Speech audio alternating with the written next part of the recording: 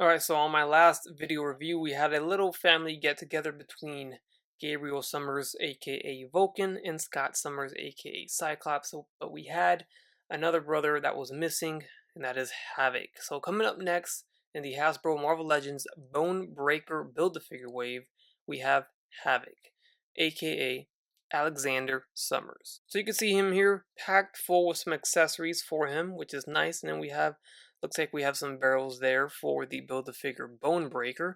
Here is the side image art, which is fantastic. I always enjoy seeing these, artist images on the sides. And then on the back side, we get the rest of the wave, along with a read-up that reads, Alex Summers, aka Havok, fires superheated plasma from his hands to devastating effect. A veteran hero and leader, he longs to step out of his older brother Cyclops' shadow.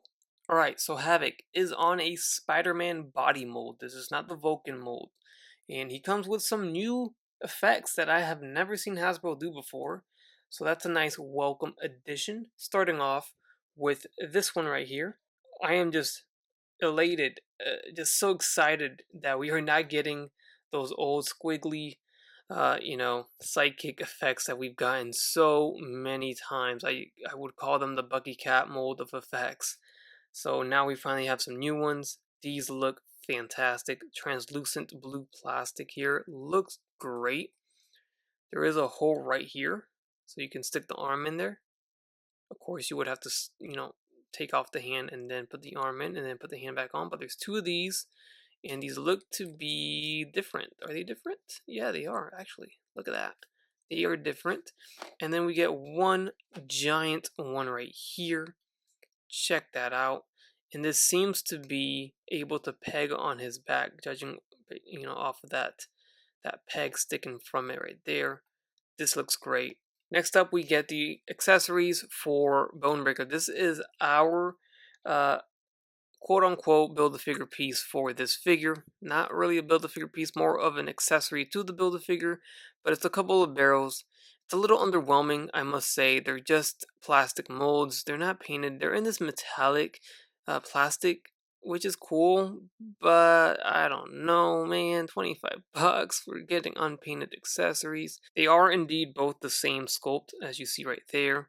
So I did want to show you guys the figure with the effects in action, and it's a lot of fun to mess around with. But like I explained earlier, take the fist off, put the effect in, and then put the fist back on. They kind of hang around in there. They are loose. You could, I guess, kind of like, I don't know, push them to the back and kind of get them tight in there. But there's really no need. They're not going to go anywhere. They're just going to move around. So if you want it in a specific way, you're probably not going to be, if you want these little circle things up top, then you're not going to be able to do it unless you balance it. That one kind of stayed. So yeah, overall, I like this. It looks great. It's cool. The back piece is a nice touch. I love that. It's just so refreshing, so nice to see new effects. My goodness. My goodness. Thank you so much. Now, I am praising this, but now I'm going to complain a little bit here, be a little picky, and I wish we had at least an alternate head sculpt, maybe a screaming, yelling head sculpt, because we're not even getting alternate hands here. I get it. I guess we don't really need open hands, but it would be nice to have the option in case we don't want to put the effects on, or at least the option of having an alternate head sculpt. So I don't know, would that really put us over budget? We're only coming with effects. I guess the effects are brand new. I don't know. I don't know how to justify it, but overall, it looks good for what we have here for sure. All right, something Hasbro's doing really well: head sculpts. They have been on a hot streak, in my opinion. Haven't really seen anything bad coming out of head sculpts lately. So we have some nice paint apps here. Eyes are done well. Eyebrows are done well. The red paint is very glossy and very nice and clean. Really happy with it. This whole piece here is pliable. I guess it possibly could get warped, but I don't see it happening. It's pretty nice. Pliable but hard, not too soft. And then we have the torso. So we've seen this body mold before, but the paint app right here, it's more of a print, but it is super clean. My goodness, I gotta give credit where credit is due, and it's super clean. Now with that said, that's all the paint we're gonna have: the head sculpt and then the torso, and that's it. We got an entire black body mold here. We've seen it before, but here it is again. It is pinned, and then here's the back side. So ball jointed hinges allow for some very deep movement looking up and some deep looking down motions left and right, but it does not really allow for head tilting unless you have a skinny neck and peg hole, and you can get some head tilting in there. Not as deep as you would for a barbell peg, but you get something.